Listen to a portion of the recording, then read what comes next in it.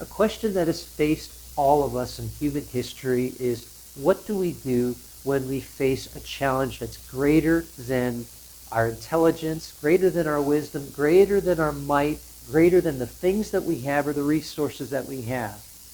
There are many ways to face those things, and throughout history, people have relied on different things. That's why religion exists in the first place, because we have to rely on a higher power or something greater than us. It's happened with every single person, this same issue, this same question. So how do we deal with it? Well, for those of us who are Christians, yes, we've called upon Jesus to help us. Yes, we've called upon Jesus to be the Lord, the King, the God of our lives, and now we rely on him. Well, once we become Christians and we follow Jesus, what happens next? Well, a lot of times we've run and we've hidden in the four walls of our church, is saying, okay, Sundays you can come on in, Wednesdays you can come on in, and we can talk and be friendly and all that, and then we'll go back to our quiet little lives. We find in Judges 18, there is a city called Laish. In verse 7 and verse 27, the Bible describes the city of Laish as a city that's secure, peaceful. It did not have any sort of relations with anybody, no city, and they didn't have a king oppressing them. So they thought, wow, we are in a nice place. And if you look at an Old Testament map of ancient Israel, you will find that 2,500 years ago, Laish was a city that was way up north, removed from a lot of the major cities in Israel, which were farther south, like Jerusalem, Bethlehem, Jericho, and all of these different places. Well, they were way up north, and they were situated between two large mountain ranges, a small valley, so it was difficult for kings to come in and oppress them. Well, what happened to Laish?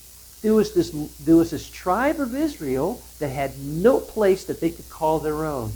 And they found that this place, Laish, it was quiet, had nobody oppressing them, and they found that this was a place that they could attack and take over. And that's what they did. And the inhabitants of Laish had no king, no walls, no fortress, nothing around them, and they were easily defeated. How does that relate to us today? Well, Laish can be somewhat of a metaphor for what's happening in a lot of the church today. Why?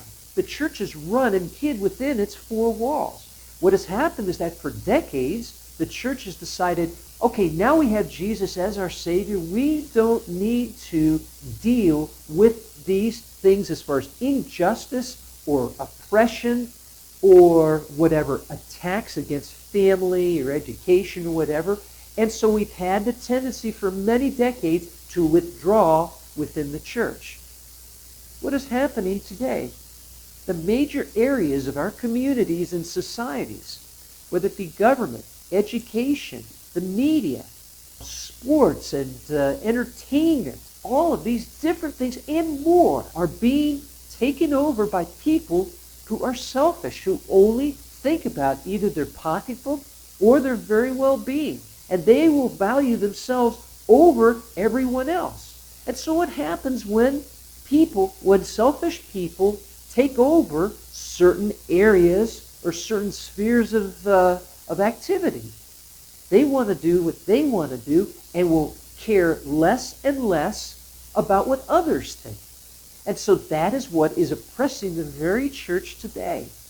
People who are selfish do not want to listen as far as who Jesus is, who God is, and the way that we need to obey him and the way that we need to live our life so that we make our communities better, we make these other areas of our life better.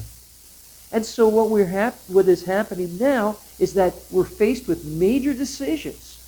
Do we continue to run and hide within our churches, or do we stand up?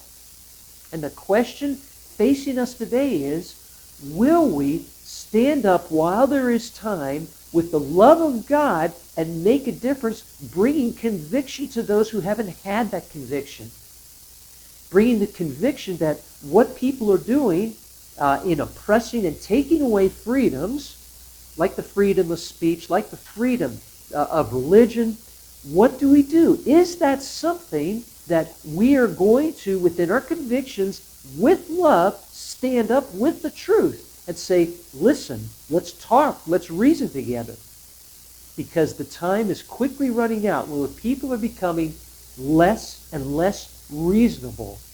And they are even taking up either governmental laws, or they are starting to take up arms to oppress those that have lived in security and peace within the four walls of the church.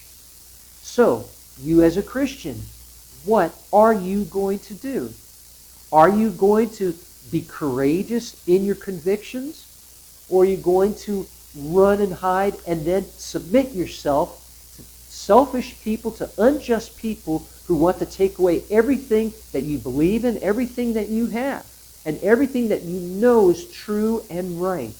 It is your choice to decide, because the time is running out. How will you choose?